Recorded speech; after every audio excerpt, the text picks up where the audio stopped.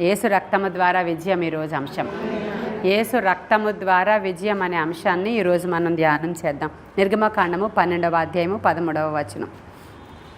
నిర్గమకాండము 12వ అధ్యాయము 13వ వచనం. మీరున్న ఇండ్ల మీద ఆ రక్తము మీకు గుర్తుగా ఉండును. నేను ఆ రక్తమును చూచి మిమ్మను నశింపచేయక దాటిపోయేదను. మళ్ళీ చదువుతున్నాను. మీరున్న ఇండ్ల మీద ఆ రక్తము మీకు గుర్తుగా ఉండును. నేను ఆ రక్తమును చూచి మిమ్మను నశింపచేయక దాటిపోయేదను. ఎంత మంచి మాట కదా అది. రక్తాన్ని చూసి నేను దాటిపోతాను, మిమ్మల్ని నేను నశింపచేయను. మరి యేసుక్రీస్తు ప్రభువారి రక్తానికి అక్కడ అది సాదృశ్యంగా ఉంది. నిన్న మొన్న మాట్లాడుకున్నాం మనం.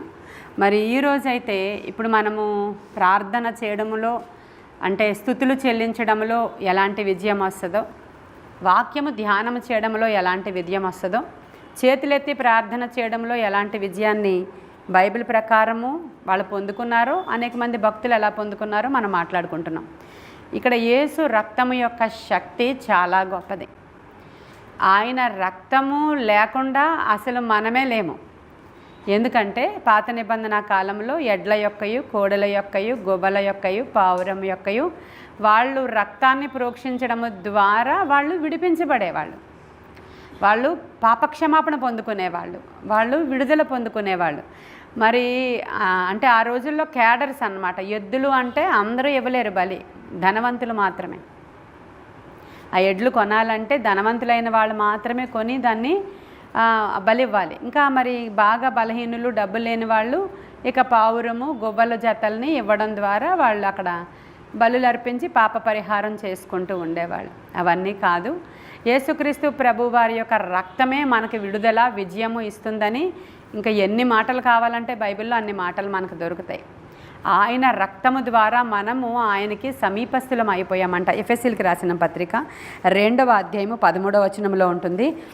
మునుపు దూరస్తులైన మీరు క్రీస్తు యేసునందున్నటువంటి క్రీస్తు రక్తము వలన సమీపస్థులై ఉన్నారు అనేటువంటి మాట. మనం మునుపు దూరస్తులమంట. ఎవరమో మనం, ఎవరమో ఆయన ఎవరో.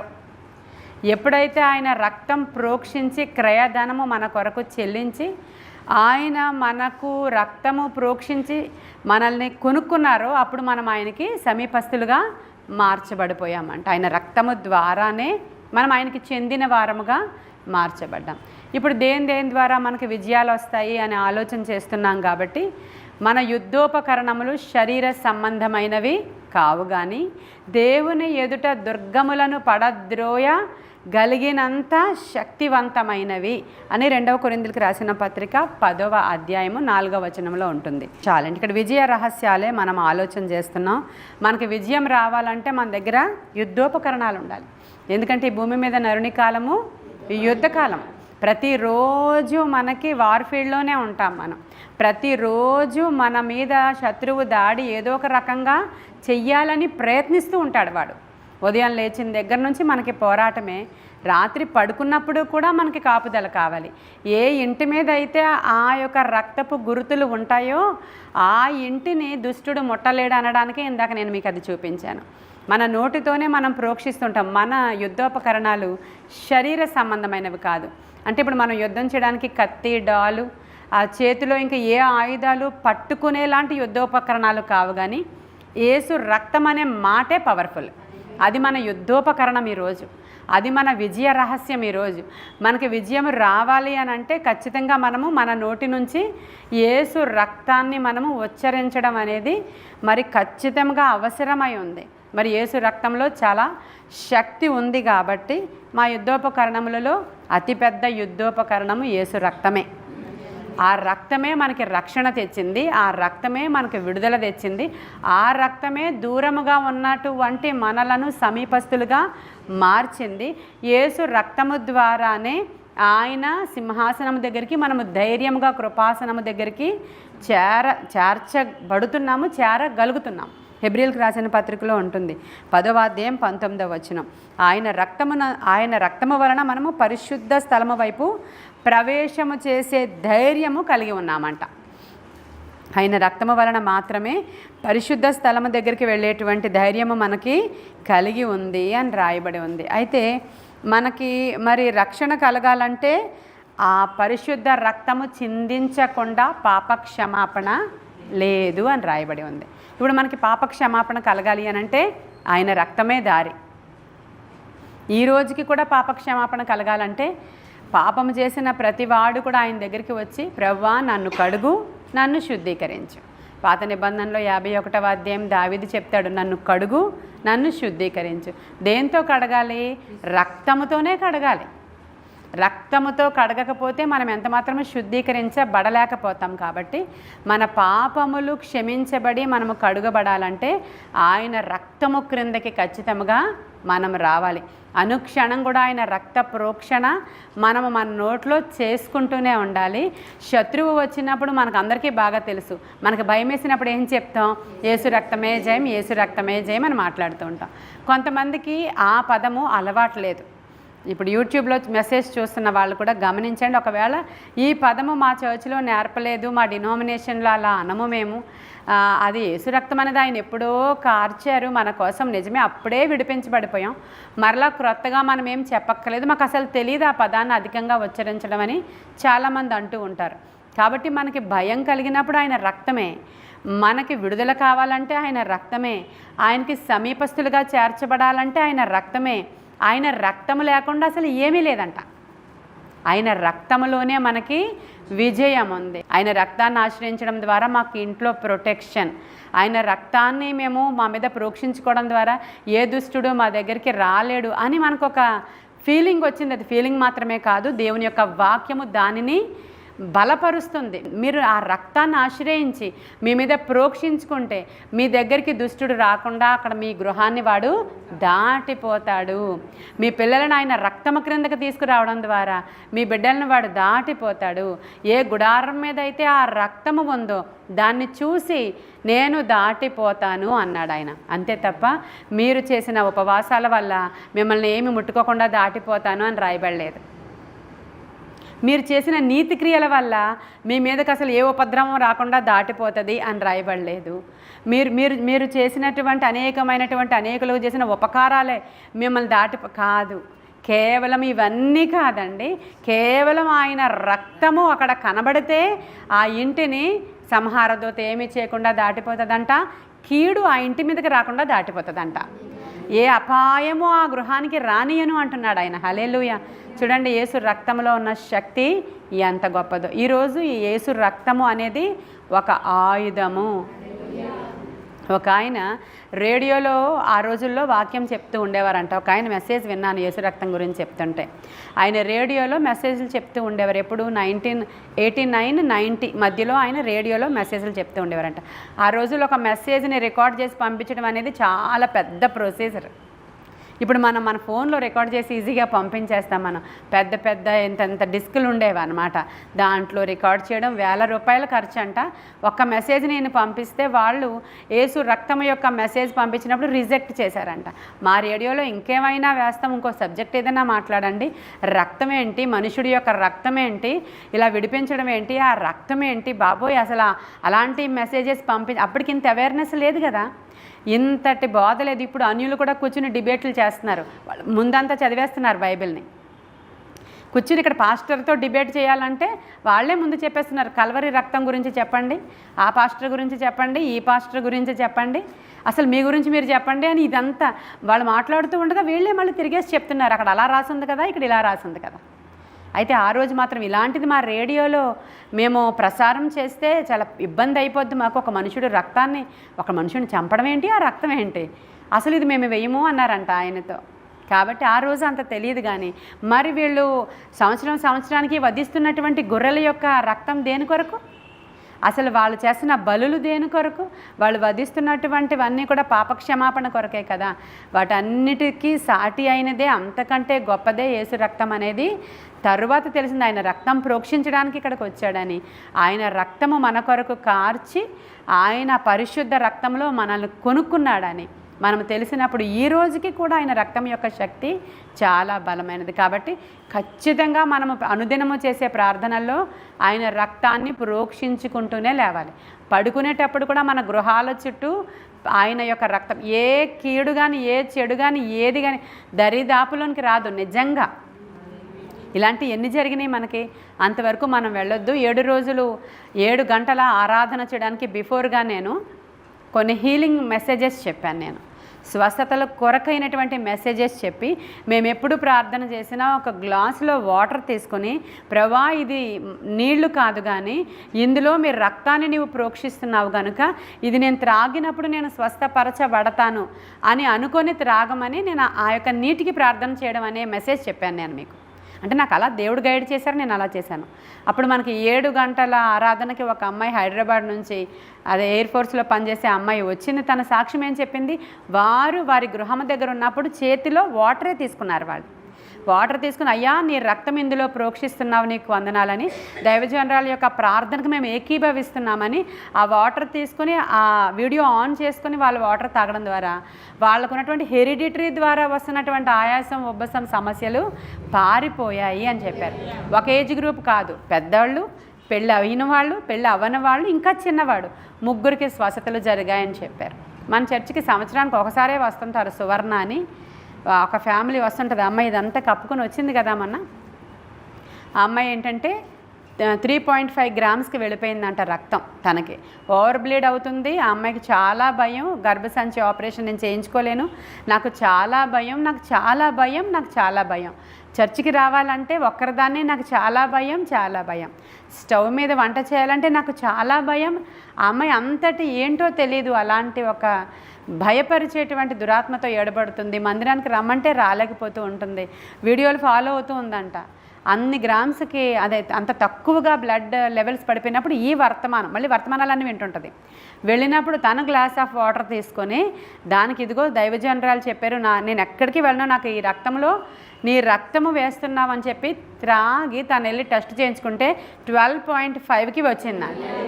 తను నేను మెడిసిన్ తీసుకోలేదు, నేను డాక్టర్ దగ్గరికి వెళ్ళలేదు, నేను ఆ గ్లాసులో నీటికి ఆయన రక్తాన్ని ప్రోక్షించమని మీ ప్రార్థనలో ఏకీభవించి తీసుకున్నాననే సాక్ష్యం ఈ మొన్న అది ఆదివారమా సండే కాదు, ఇది 31 జాన్ 1 వచ్చింది. జాన్ 1 వచ్చి ఆ సాక్ష్యం చెప్పి తన ఆఫరింగ్ ఇచ్చి కృతజ్ఞత కానుకిచ్చి ఆ అమ్మాయి వెళ్ళిందండి. మరి మనం ఏంటి ఒట్టి నీళ్ళే, ఈ నీటిలో ఏమైనా మనమేమి ఇప్పుడు నీటిని ద్రాక్షరసంగా మార్చినట్లు అదేమి ఎర్రగా అవ్వదు. కానీ నీ విశ్వాసము చెప్పున ఆయన రక్తాన్ని నీవు ఉచ్చరించిన క్షణమే ఆయనకి నువ్వు సమీపస్తుడిగా మార్చగలుగుతున్నావు. ఆయన ప్రత్యక్ష గుడారం దగ్గరికి నువ్వు వెళ్ళిపోగలుగుతున్నావు. ఇదివరకు ప్రత్యక్ష గుడారం దగ్గరికి వెళ్ళాలంటే వాళ్ళు ఏం చేయాలంటే వాళ్ళ చెవి కొనల మీద రక్తాన్ని ప్రోక్షించుకోవాలి. అది చూస్తారా, నిర్గమకాండము 29:20. అహరోను కుడి చెవి కొన మీదను అతని కుమారుల కుడి చెవుల కొన మీదను వారి కుడి చేతి బొట్టన వ్రేళ్ల మీదను వారి కుడికాలి బొట్టన వ్రేళ్ల మీదను చమిరి బలిపీఠము మీద చుట్టూ ఆ రక్తమును ప్రోక్షించవలెను. మరియు నీవు బలిపీఠము మీదనున్న రక్తములోను అభిషేక తైలములోను కొంచెము తీసి అహరోను మీదను అతని వస్త్రముల మీదను అతనితోనున్న అతని కుమారుల మీదను అతని కుమారుల వస్త్రముల మీదను ప్రోక్షించవలెను. అప్పుడు అతడును అతని వస్త్రములను అతనితోనున్న అతని కుమారులను అతని కుమారుల వస్త్రములు ఏమవుతాయంట, ప్రతిష్ఠితములగును. హల్లెలూయా. మనము దేవునికి ప్రతిష్ఠితులు అవ్వాలంటే మన మీద అనుదినము ఒక్కసారి ఎప్పుడో రక్తాన్ని ప్రోక్షించుకున్నాం, బాప్తిస్మం తీసేసుకున్నాం, ఆయన రక్తము క్రిందకు వచ్చేసాం, పాపాలు క్షమించమని అడిగాము, దేవుడు పాపాలని కడిగి వేశాడు అంటుంటాం. ఒక్కసారి స్నానం చేసేసుకుంటే సరిపోద్దా? రోజు స్నానం చేయాలి మన శరీరాన్ని కడుక్కోవాలంటే. మరి ఆత్మశుద్ధీకరణ రోజు జరగొద్దా? నీ శరీరాన్నే రోజు నీటితో నువ్వు స్నానం చేసుకుంటున్నావు, మరి ఆత్మశుద్ధీకరణ ప్రతి దినము జరగాలి. అది నీటితో జరిగేది కాదు, అది దేవుని రక్తముతో జరిగేది. ప్రతి దినము కూడా ఆయన రక్త ప్రోక్షణ మనం ప్రోక్షించుకుంటున్నప్పుడు రక్తములో విజయము. యేసుక్రీస్తు ప్రభువారి యొక్క రక్తము ద్వారా విజయం. ఈరోజు చేతులు పైకెత్తుటలో విజయం వస్తుంది, నీవు దేవుని వాక్యాన్ని ధ్యానము చేయటంలో విజయం వస్తుంది. ఈరోజు నువ్వు యేసు రక్తము యొక్క శక్తిని తెలుసుకొనుటలో విజయం వస్తుంది. ఒకటే రొటీన్ ప్రార్థన కాదు, ఏదో ఒక మంత్రాన్ని పట్టుకుని జపించడం కాదు. నీకు వాక్యం యొక్క శక్తి తెలిసి, ఈ వాక్యంలో ఉన్నటువంటి బలము దేనిలో ఉందో చూసుకొని, దేని ద్వారా నీవు విడిపించబడ్డావో తెలుసుకొని వాక్యాన్ని చదువుతూ ఉన్నావు. ఎఫెసీలకు రాసిన పత్రిక, కొరింథీయులకు రాసిన పత్రిక, ఇవన్నీ చదువుతూ ఉన్నప్పుడు ఆయన రక్తం యొక్క శక్తి విలువ నీకు తెలియాలి. తామిచ్చిన సాక్ష్యమును బట్టి, గొర్రెపిల్ల యొక్క రక్తమును బట్టి వారు జయించారు. సాక్ష్యాలు చెప్పేవాళ్ళు అందరూ తామిచ్చిన సాక్ష్యాన్ని బట్టి, ఇంకా అది గొర్రెపిల్ల యొక్క రక్తం. మీకు ప్రకటన గ్రంథము వరకు ఆ మాట మీకు పదే పదే కనిపిస్తూనే ఉంటుంది, పదే పదే కనిపిస్తుంది. నేను పరిచర్యకి వెళ్ళినప్పుడు ఆ దయ్యాలు పట్టిన వాళ్ళని తీసుకొచ్చినప్పుడు నాకేం తోచలేదు. నాకు ఎప్పుడు నీటిలో ప్రార్థన అనేది ఆ రోజు ప్రభు బయలుపరిచిందే. నాకేం తోచట్లేదు వీళ్ళకి ఎలా ప్రార్థన చేయాలి. ఊరు వాళ్ళందరూ క్రైస్తవులే. ఆ ఊరు, నేను వెళ్ళిన ఊరిలో అన్యులు ఎవరు లేరు, అక్కడ అందరూ క్రైస్తవులే, అందరూ క్రైస్తవులే. మీటింగ్ జరుగుతుంది, మీటింగ్కి వెళ్ళాను, దయ్యాలు పట్టిన వాళ్ళని తీసుకొచ్చారు. ఇప్పుడు నేను ఎలాగ వీళ్ళకి నేను ప్రార్థన చేయను. ఏది చెప్పినా వాళ్ళు ఏమంటారంటే, వాళ్ళు ఎలా చేసినా సరే ఈ దయ్యాలని ఎలాగా వెళ్ళగొడతాము అనేది అంత ఐడియా లేదు వాళ్ళకి. నామినల్గా ఉండే క్రిస్టియానిటీ. ఆ టైంలో ఏది చేసినా ఎలా చేస్తాము, ఎక్కడి నుంచో నూనె తీసుకొచ్చేసారు, రాసేసారు, ఇలాంటి మాటలు కూడా వింటూ ఉంటాం మనం. అందుకని చెప్పి ఏం చేయాలో తెలియదు. అక్కడే ఇలా ఇలా కొట్టేటువంటి బోర్లు ఉంటాయి కదా, దాన్ని బోర్ అంటారు కొంతమంది, మా ఊర్లో మేము పైప్ అంటాం దాన్ని. అంటే అలాగా దాంట్లో నుంచే వాటర్ కొట్టి తీసిరండి అని చెప్పాను నేను. దాంట్లోంచే గ్లాస్తో వాటర్ కొట్టి తీసుకొస్తే వాళ్ళ ఎదురుగానే ఆ గ్లాసు నేను ఇలా పట్టుకుని, ప్రభా ఇది నీళ్లు కాదు కానీ ఇందులో మీరు రక్తాన్ని మీరు ప్రోక్షిస్తున్నారు, ఈ రక్తంలో ఉన్న శక్తి ఈ యవ్వనస్తులైనటువంటి ఈ బిడ్డల మీదకి దిగి రావాలి, వాళ్ళని చూసి మీరు కనికరపడండి అనే ప్రార్థన చేశాను. యవ్వనస్తులు ప్రతి రాత్రి అలా ఈవిలతో ఏడవబడుతూ వాళ్ళ బట్టలు ఉంచుకోకుండా రోడ్ల మీద పరిగెట్టి అలాంటివి చేస్తున్నటువంటి సందర్భం అది. తర్వాత చెప్పాను మీకు, రకరకాల బూతు మాటలు వాళ్ళ నోట్లో నుంచి మాట్లాడుతున్నారు వాళ్ళు. ఇంకా ముందుకు పోతే ఎవరి నుంచి ఉంటే వాళ్ళ గురించి చెప్పేయగలుగుతున్నారు వాళ్ళు, సోది చెప్పే దురాత్మలాగా, పుతోను దయ్యం పట్టిన దానిలాగా వాళ్ళు చెప్పేయగలుగుతున్నారు. అందుకని ఎవ్వరూ ఎదురుగా రావట్లేదు. ఎందుకని బూతులు తిట్టి వాళ్ళు ఏం వాళ్ళు ఏంటో, వాళ్ళ పాపం, రహస్య పాపాలు ఏంటో వీళ్ళు చెప్పేయగలుగుతున్నారు. కాబట్టి ఎవరు డేర్ చేయలేకపోతున్నారు ఆ దినం అక్కడ.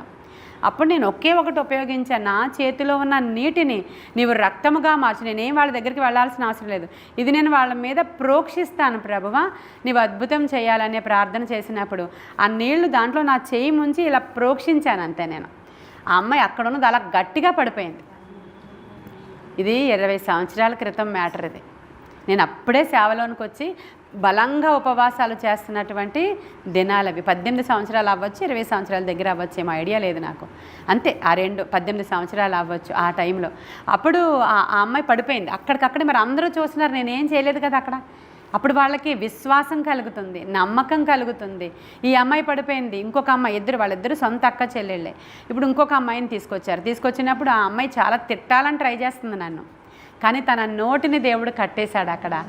పళ్ళు ఇలా బిగబట్టేసి అలా ఉండిపోయినాయి, నోరు ఇలా రావట్లేదు, ఆ పాపకి రావడం లేదు, పళ్ళు కొరుకుతుంది అంతసేపు.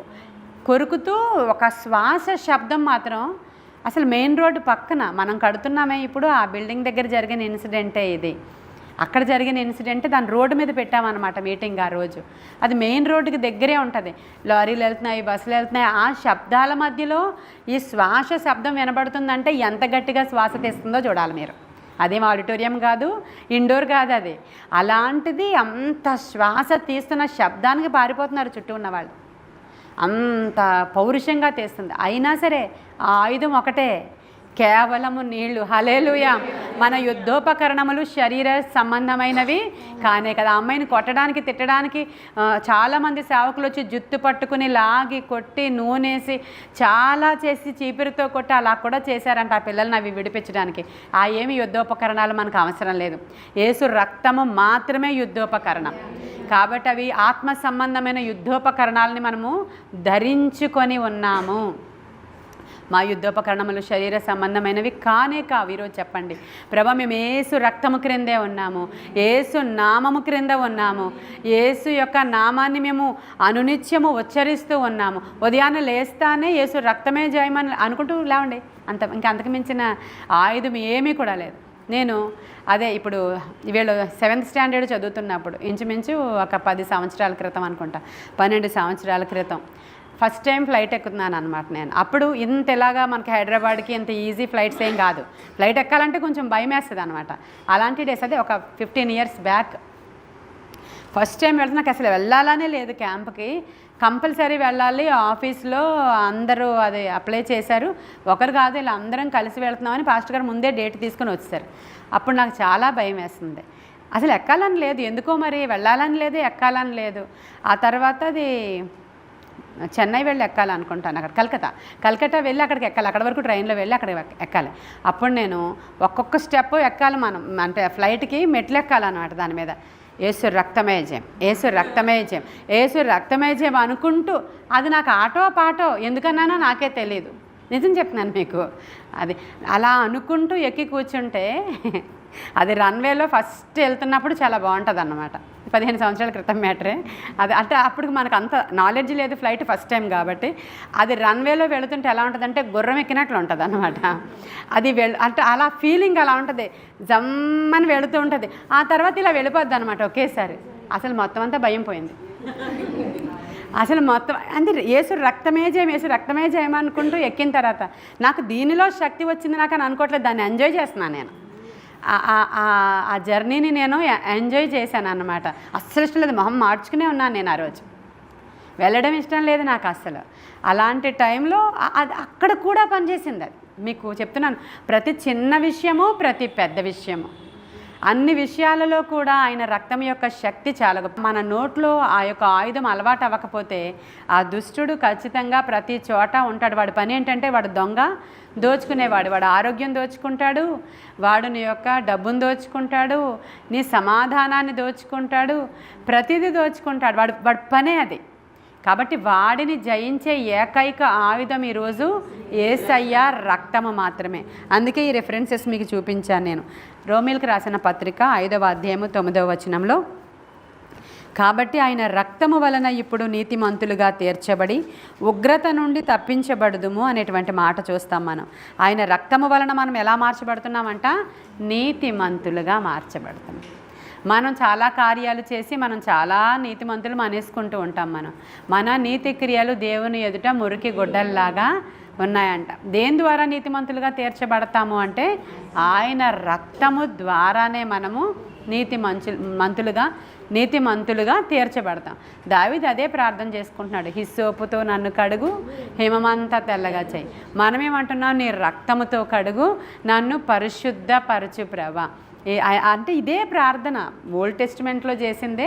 మనం ఈరోజు డైరెక్ట్గా యేసయ్య రక్తాన్ని మనము ఆశ్రయిస్తూ ఉన్నాం. యేసు రక్తాన్ని చూసినప్పుడు అపవాదికి చాలా భయము. యేసు రక్తం అనే మాట చెప్పినా కూడా దానికి భయమే. ఇప్పుడు మనం ఇన్ని ఎగ్జాంపుల్స్ చెప్పాను నేను ఈరోజు, ఎన్ని స్వస్థతలు, ఈ ఈవిల్స్ మళ్ళా అవి రాలేదు దగ్గరికి, తిరిగి మరలా రాలేదు. ఎందుకంటే ఆయన రక్తం ద్వారా ఆ రోజు బైండ్ చేయబడ్డాయి అనమాట. ఆ రోజు నేను ఏ సేవకుల దగ్గర అది చూడలేదు. 18 సంవత్సరాల క్రితం అంటే మనకి యూట్యూబ్లో కూడా లేదంటే టీవీలో కూడా ఇంతంత వర్తమానాలు, ఎవరు మనకి ఎడ్యుకేషన్ లేదు, ఏ బుక్స్ కూడా లేవు. మనకి ఉండుంటాయి కానీ మనకు అంత చదివేంత నాలెడ్జ్ మనకేమి, స్థుతులు ఇవేమీ తెలియవు. కేవలం వాక్యం చదువుకుంటాం, చర్చికి వెళ్తాం. నేను దేవునితో అధిక సహవాసాలు చేస్తూ ఉపవాసాలు చేస్తున్న సమయంలో ప్రతీదీ పరిశుద్ధాత్ముడు గైడ్ చేసిందే నాకు తప్ప. ఇప్పుడు నేను మీకు బోధిస్తున్నట్లు ఈరోజు అనేక మంది వింటారు, తెలియకపోతే క్రొత్తగా తెలుసుకుంటారు. మేము పలానా పాస్టమ్మ గారి ద్వారా ఈ వాక్యం విన్నాము, తెలుసుకున్నామని వాళ్ళు చెప్పగలుగుతారు. వాళ్ళ సాక్ష్యంలో ఇలా చెప్పారు ఆవిడ, మేము ఆ రోజు అందుకనే ఇలా గ్లాస్తో వాటర్ తీసుకుని ఇలా చేసామని వాళ్ళు చెప్పగలుగుతారు. కాబట్టి నేను ఇక్కడ కూడా మనకి ఆ రోజు అనాయింటింగ్ ప్రేయర్ ఉంది అనుకుంటే నేను చేతిలో నా వాటర్ బాటిల్ ఉన్న వాటర్నే తీసుకుని స్ప్రింకిల్ చేస్తాను. ఇది అనేక మంది క్రిటిసైజ్ చేస్తుంటారు, ఆ వాటర్ ఏంటి, ఆ స్ప్రింకిల్ చేయడం ఏంటి, ఆ మినిస్ట్రీలో ఏంటి, ఈ మినిస్ట్రీలో ఏంటి అని అలా అనుకుంటారు. అంత మాత్రమే కాదు కానీ అహరోను తన కుమారులు ఆ యొక్క రక్తాన్ని వాళ్ళ కుడి చెవి కొన మీద, కుడి బొటనవేలు, కుడి కాలు బొటనవేలు మీద, తన పిల్లల యొక్క చెవుల మీద ఆ అభిషేక తైలాన్ని, రక్తాన్ని వస్త్రముల మీద, హల్లెలూయా, వస్త్రముల మీద కూడా మనం ఆయిల్ అనాయింటింగ్ చేసుకోవచ్చు. చూసారు కదా ఆ అభిషేక తైలాన్ని. చూడండి, చాలామంది అన్యులు వాళ్ళ క్రొత్త బట్టలు కట్టుకోగానే వాళ్ళు పసుపుని ఇలా అంటించుకుంటారు. వాళ్ళ యొక్క సిద్ధాంతాలు, వాళ్ళ యొక్క ఆచారాల ప్రకారం వాళ్ళు అది శుభం అని చెప్పి వాళ్ళు అది రాసుకుంటున్నారు. మనం ఏం చేస్తున్నాం, ఎక్కడైనా ఏదైనా కావాలంటే చిన్న ప్రేయర్ ఆయిల్ మన తల మీదో మన నొసల మీదో ప్రేయర్ ఆయిల్ వేసుకుని బయటకు వెళ్ళేటప్పుడు మన పిల్లలకి ప్రార్థన చేస్తూ ఉంటాం. చిన్నపిల్లలకు కూడా నెత్తి మీద నూనెసి మనం ప్రార్థన చేస్తూ ఉంటాం. ఇదంతా కూడా, ఇవన్నీ కూడా ఆయుధాలు అన్నమాట, యుద్ధాయుధాలు ఇవి. మనం పోరాడుచున్నది మనుష్యులతో కాదు కానీ దురాత్మ సమూహాలతోనూ, అంధకార సంబంధుల లోకనాథులతోనూ మన పోరాటం ఉంది. అది ఎఫెసీయులకు రాసిన పత్రిక 6వ అధ్యాయం 12వ వచనం నుంచి మన యుద్ధోపకరణాలు ఎలా ఉంటాయో చెప్పాడు అక్కడ ఆయన. అవన్నీ కూడా మనం పోరాడేది ఎవరితోనో చెప్పాడు. మనం పోరాడేది వచ్చిన రోగంతో కాదు, కోర్టు సమస్యతో కాదు, అప్పు సమస్యతో కాదు, ఇంకోటి కాదు, ఇవే మనకు అడ్డుకు తగులుతున్నాయి. కాబట్టి అనునిత్యమైన రక్తాన్ని ప్రోక్షించుకుంటూ మనం ముందుకు వెళ్ళినప్పుడు ఖచ్చితంగా యేసుక్రీస్తు వారి ప్రభు యొక్క రక్తములో మనకు జయము దొరుకుతుంది. మనము నీతిమంతులుగా తీర్చబడతాము, మనం ఆయనకి సమీపస్తులుగా చేర్చబడతాము, మనము విడిపించబడిన వారి లిస్టులో చేర్చబడతాము. మనల్ని ప్రొటెక్ట్ చేసుకొని మన దగ్గర నుంచి ఆ దుష్టుడు పారిపోయేంత పవర్ఫుల్ ఆయుధము యేసు రక్తమే. కాబట్టి ఈ రోజు నుంచి మీరు ప్రార్థన చేసినప్పుడల్లా కొద్ది నిమిషాలు ఆయన రక్తాన్ని ప్రోక్షించుకోవడం, రాత్రి రక్తాన్ని ప్రోక్షించుకుని ప్రార్థన చేయడం. మనం తీసుకునే ఆహారంలో మీరు అందరూ భోజనం చేసేటప్పుడు ఏమని ప్రార్థన చేసుకుంటారో నాకు తెలీదు. అన్నం తినేటప్పుడు ఏమని చేసుకుంటారు మీరు ప్రార్థన, మరి నాకు తెలియదు. అది అన్నం తినేటప్పుడు మీరు ప్రభువా ఈ ఆహారంలో మీరు రక్తాన్ని ప్రోక్షించి శుద్ధీకరించండి, ఈ ఆహారం తీసుకునేటప్పుడు నాకు బలాన్ని దయచేయండి.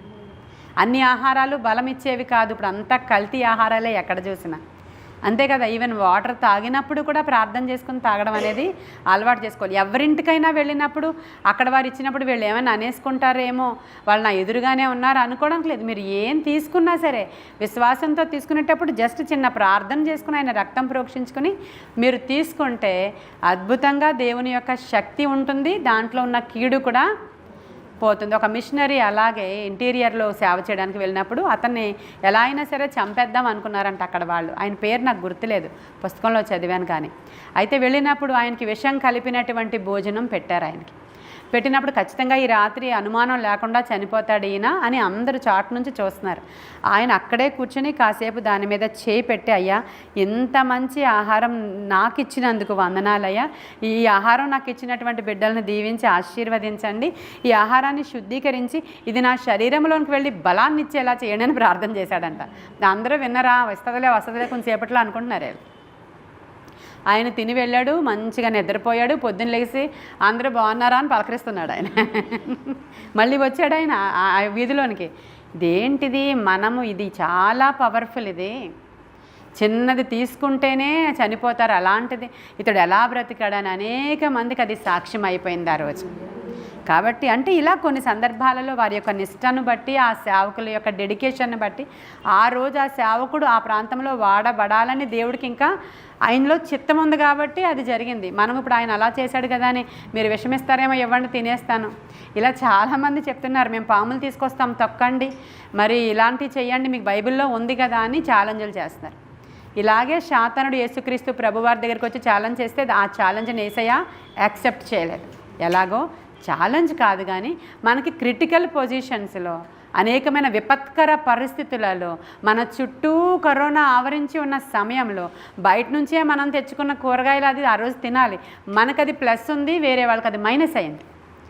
బయట నుంచి వచ్చిన వస్త్రాలు అవే వస్త్రాలు మనం వేసుకుని వెళ్ళాం బయట నుంచి, అవే వస్త్రాలు వేరే వాళ్ళు వచ్చినప్పుడు వాళ్ళకి ఆ వస్త్రాల ద్వారా ఆ వైరస్ వాళ్ళ ఇంట్లోనికి వచ్చేసింది.